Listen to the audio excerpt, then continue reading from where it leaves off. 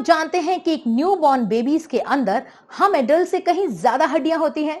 क्या आप ये जानते हैं कि न्यूबॉर्न बेबीज के पास हमसे कई गुना ज्यादा टेस्ट बड होता है? नमस्कार, मैं हूं रुचि राय और आप देख रहे हैं आरा इंफोटेनमेंट। आज हम आपको इस वीडियो में बच्चों से रिलेटेड और खासकर न्यूबॉर्न बेबी से रिलेटेड कुछ ऐसे ही इंटरेस्टिंग फैक्ट्स बताएंगे जिन्हें जान के आप हैरान हो जाएंगे। तो चलिए देर किस बात की, आइए जानते हैं बच्चे जो देखने में सिर्फ बच्चे होते हैं लेकिन हमसे कई गुना आगे होते हैं, उनसे रिलेटेड क्या क्या इंटरेस्टिंग फैक्ट्स हैं। दोस्तों, आज इस वीडियो में हम न्यूबॉर्न बेबी से जुड़े कुछ ऐसी इंटरेस्टिंग बातें जानेंगे जिन्हें जानने के बाद आप मान लेंगे कि ये बच्चे हम बड़ों से कहीं ज्यादा टैलेंटेड होते हैं। तो अगर आपको जानना है न्यूबॉर्न बेबीज की इंटरेस्टिंग दुनिया की वो इंटरेस्टिंग बातें जिससे आप अब तक हैं अनजान, तो वीडियो को बिना स्किप किए जरूर देखें ताकि कोई भी फैक्ट्स आपसे छूट ना जाए। फैक्ट नंबर 1, जब बच्चा पैदा होता है तब उसे सब कुछ धुंधला यानी ब्लर दिखाई देता है। जी हाँ, बच्चों के पैदा होने के कुछ टाइम तक उन्हें सब कुछ क्लियर नहीं दिखता और जब धीरे धीरे उनकी आंखों की रोशनी बढ़ती है उस वक्त उन्हें हर चीज ब्लैक एंड व्हाइट ही नजर आती है, फिर चाहे वो कोई इंसान हो या कोई भी ऑब्जेक्ट। लेकिन जब बच्चे को रंगों की पहचान होती है तो वो लाल रंग को सबसे पहले रिकॉग्नाइज करता है और जो रंग उसे सबसे आखिरी में समझ आता है वो होता है ब्लू और पर्पल रंग। अब आप सोच रहे होंगे कि अगर नवजात बच्चे को कुछ साफ नहीं दिखता तो वो अपनी माँ को कैसे पहचानता है? तो हम आपको बता दें कि वो अपने माँ को उसकी खुशबू यानी उसकी बॉडी स्मेल से पहचानता है।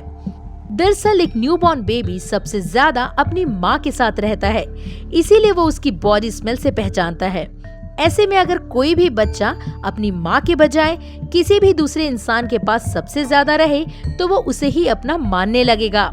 ज्यादातर लोगों को लगता है कि बच्चे 9 महीने अपने माँ के वूम में रहते हैं, इसीलिए वो उसे पहचानते हैं। मगर फ्रेंड्स, इस बात का फैक्ट से कोई लेना देना नहीं है। दरअसल न्यूबॉर्न बेबीज जिसके पास भी सबसे ज्यादा रहेंगे वो उसको स्मेल पावर से पहचान लेंगे, इसीलिए एक न्यूबॉर्न बेबीज की स्मेलिंग पावर सबसे ज्यादा तेज होती है। जन्म से लेके 8 साल तक बच्चे की स्मेलिंग पावर सबसे ज्यादा स्ट्रॉन्ग होती है। फैक्ट नंबर 2, एक न्यूबॉर्न बेबी के पेट का साइज एक वॉलनट यानी अखरोट के साइज का होता है। जी हाँ, उसका पेट एक छोटे से वॉलनट जितना होता है और इसी वजह से बच्चे को बार बार मदर फीडिंग के लिए कहा जाता है ताकि टाइम टाइम पर उसका पेट भरता रहे। फैक्ट नंबर 3, अक्सर लोगों को लगता है कि न्यूबॉर्न बेबीज के टेस्ट बड डेवलप नहीं होते या फिर छोटे बच्चों को सिर्फ मीठी और खट्टी चीजों का ही स्वाद का पता चलता है, मगर हम आपको बता दें कि एक छोटे बच्चे की जीभ पे 10,000 टेस्ट बड होते हैं, जबकि हम बड़ों के सिर्फ उसके आधे यानी 5,000 ही टेस्ट बड होते हैं। हाँ, वो अलग बात है कि एक बच्चा इतना छोटा होता है कि वो हमें किसी भी चीज के स्वाद के बारे में आसानी से नहीं बता सकता, सिवाय मीठी और खट्टी चीजों के अलावा, और वो भी अपने फेशियल एक्सप्रेशन के जरिए। फैक्ट नंबर 4, क्या आप जानते हैं कि न्यूबॉर्न बेबीज हर महीने कितना बढ़ते हैं? इस वीडियो में हम आपको बताएंगे एक न्यूबॉर्न बेबीज की आइडियल हाइट कितनी होती है। मगर इससे पहले अगर अब तक आपने इस चैनल को सब्सक्राइब नहीं किया है तो जल्दी से चैनल को सब्सक्राइब करें और वीडियो को बिना स्किप किए पूरा देखें। तो चलिए दोस्तों, अब आपको बताते हैं एक न्यूबॉर्न बेबीज की हाइट यानी लंबाई के बारे में। बेशक देखने में ना लगता हो, मगर जन्म से लेके 6 महीने की आयु तक हर महीने एक न्यूबॉर्न बेबीज लगभग आधे से लेकर 1 इंच तक बढ़ता है। तो वहीं 6 महीने बाद उसकी बढ़ने की रफ्तार थोड़ी धीमी हो जाती है। इसके बाद 1 साल तक होते होते हर महीने एक बच्चे की लंबाई तकरीबन 0.375 इंच बढ़ती है। फैक्ट नंबर 5, क्या आपने कभी इस बात पे गौर किया है कि एक बच्चा कितना सोता है? इस फैक्ट में हम आपको बताएंगे कि एक बच्चे के सोने के घंटे कितने होते हैं।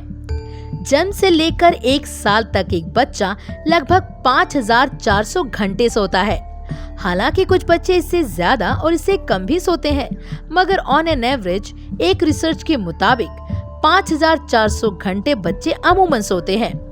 और इस तरह एक बच्चा पूरे साल में 3360 बार सोता है ना इंटरेस्टिंग बात। एक रिसर्च के मुताबिक ये भी कहा जाता है कि नींद लेना बच्चों के लिए बेहद अच्छा होता है। बच्चा जितना ज्यादा सोएगा उसकी मेंटल ग्रोथ उतनी ही ज्यादा होगी।